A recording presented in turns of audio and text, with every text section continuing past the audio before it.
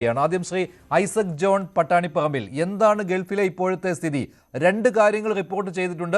ഒന്ന്, കുവൈത്തിലെ ഇറാന്റെ ആക്രമണമാണ് എണ്ണ ശുദ്ധീകരണശാലയ്ക്ക് നേരെ.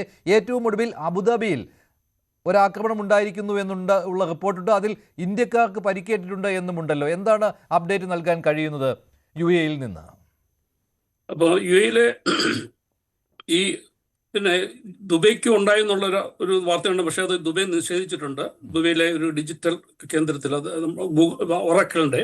അബുദാബിയിലതിനകത്ത് സാരമായ പെരുക്കുകളൊന്നും പറ്റിയിട്ടില്ല.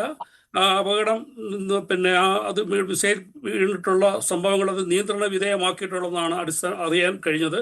പിന്നെ ഇവിടെയുള്ള കാഷ്വാലിറ്റീസ് ഇങ്ങനെ ഇടയ്ക്കിടയ്ക്ക് പെരുകിക്കൊണ്ടിരിക്കുകയാണ്. ഇവിടുത്തെ സിറ്റുവേഷൻ ഇപ്പം കുവൈറ്റിലാണെങ്കിൽ ഒരു സ്റ്റീൽ പ്ലാന്റ്, അവിടെയുള്ള ഒരു റിഫൈനറി ഉണ്ട്. അതോടൊപ്പം തന്നെ അവിടെയുള്ള ഒരു പവർ പ്ലാന്റിനെയൊക്കെ ആക്രമിച്ചതായിട്ടാണ് അറിയാൻ കഴിഞ്ഞത്. അപ്പോൾ ഏറ്റവും നിർണായകവും ഏറ്റവും അപകടകരമായ ഒരു ഫേസിലേക്കാണ് ഈ യുദ്ധം ഇപ്പോൾ വ്യാപിച്ചുകൊണ്ടിരിക്കുന്നത്. കാരണം ഇന്ന് ഇറാനിൽ നടന്ന, അല്ലെങ്കിൽ ഇന്നലെ രാത്രി നടത്തിയ അവിടുത്തെ ഏറ്റവും വലിയ ടോളസ്റ്റ് ഒരു പുതിയ പാലം പണിഞ്ഞുകൊണ്ടിരിക്കുന്നതേ ഉള്ളായിരുന്നു, B1.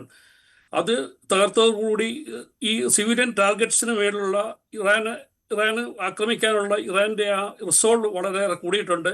അവർ വളരെ അക്രമാസക്തമായ ഒരു മെന്റാലിറ്റി നിൽക്കുകയാണ്.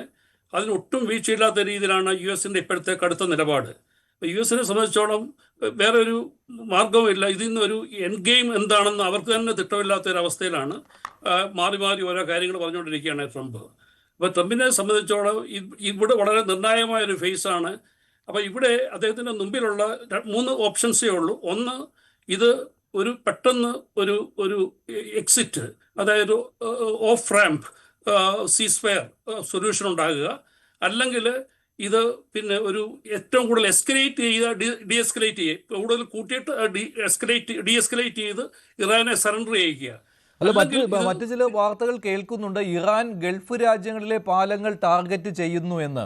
വളരെ ഗുരുതരമായ ഒരു കാര്യമായിട്ട് മാറുകയാണല്ലോ. B1 പാലം തകർത്തതിന് പിന്നാലെ, ഇറാനിലെ B1 പാലം അമേരിക്ക തകർത്തതിന് പിന്നാലെ ഗൾഫിലെ 3 ടാർഗറ്റുകൾ, ഗൾഫിലെ UAE-യിൽ തന്നെ 3 ബ്രിഡ്ജസിനെ അവർ ടാർഗറ്റ് ചെയ്തിട്ടുണ്ട്. അബുദാബിയിലാണ് അത് 3.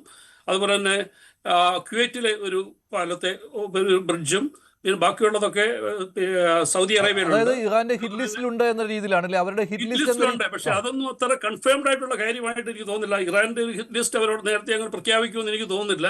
അവരിങ്ങനെ ഞങ്ങൾ ഇന്ന പാലത്തെ ടാർഗറ്റ് ചെയ്യുകയാണെന്ന് പറയുന്നില്ല. പക്ഷെ അത് വാർത്തയിൽ അതുണ്ട്. 8 ടാർഗറ്റ്സ് ഉണ്ട് ഈ മിഡിൽ ഈസ്റ്റ് റീജിയനിലായിട്ട്, ജോർദാനിലും ഗൾഫിലുമായിട്ട്.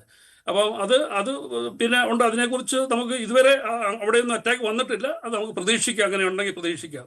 കാരണം ഇത് യുദ്ധം ഇപ്പം നിയന്ത്രണത്തിന് അതീതമായിട്ട് വളരെയേറെ എസ്കലേറ്റ് ചെയ്തുകൊണ്ടിരിക്കുകയാണ്. മാത്രമല്ല ഒരു പിന്നെ US-ന്റെ ഇപ്പോഴത്തോളം തന്നെ 57,000-ഓളം ട്രൂപ്സ് ഇവിടെ എത്തിക്കഴിഞ്ഞു.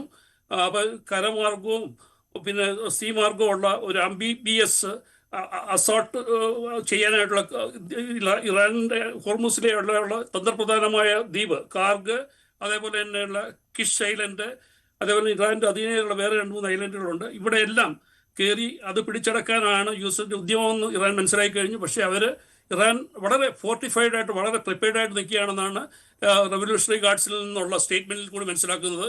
ഞങ്ങൾ നിങ്ങളെ കാത്തിരിക്കുകയാണ്, we are ready to welcome you എന്നുള്ള മട്ടിലാണ് ഉള്ള സംഭാഷണമാണ്. ഇപ്പോൾ 2 കൂട്ടരും അയവില്ലാത്ത രീതിയിൽ നിൽക്കുകയാണ്. അപ്പോൾ യുദ്ധം ഈ വളരെ നിർണായകവും അപകടകരമായിട്ടുള്ള സ്റ്റേജിലേക്ക് എത്തിക്കൊണ്ടിരിക്കുകയാണ്.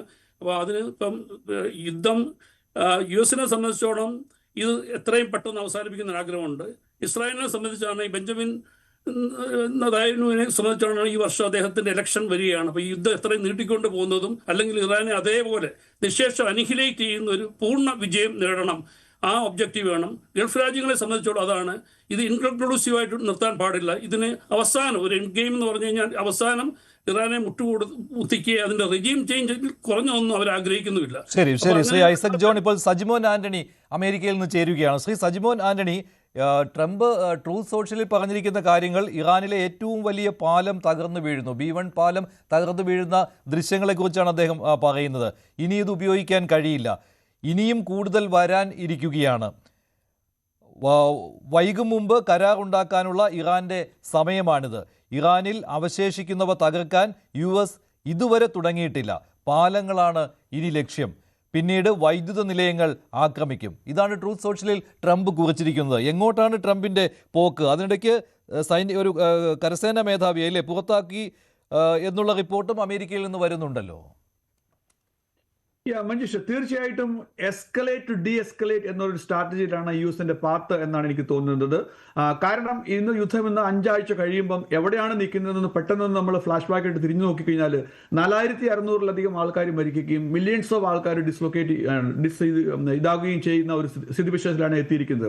എന്നാൽ ഈ യുദ്ധത്തെ നമ്മൾ മറ്റ് യുദ്ധങ്ങളുമായിട്ട് കമ്പയർ ചെയ്യുവാണെങ്കിൽ, ഫോർ എക്സാമ്പിൾ ഗാസയിലും അല്ലെങ്കിൽ ഹമാസ് പാലസ്തീനും വേഴ്സസ് ഇസ്രായേലുമായിട്ട് കമ്പയർ ചെയ്യുകയാണെങ്കിൽ, അല്ലെങ്കിൽ യുക്രൈനും റഷ്യയുമായിട്ട് കമ്പയർ ചെയ്യുവാണെങ്കിൽ സോ ഫാർ കാഷ്വാലിറ്റീസ് കുറവാണ് എന്ന് നമുക്ക് കാണാൻ പറ്റും. കൂടുതൽ വാർത്തകൾക്ക് News 18 Keralam YouTube channel subscribe ചെയ്യുക.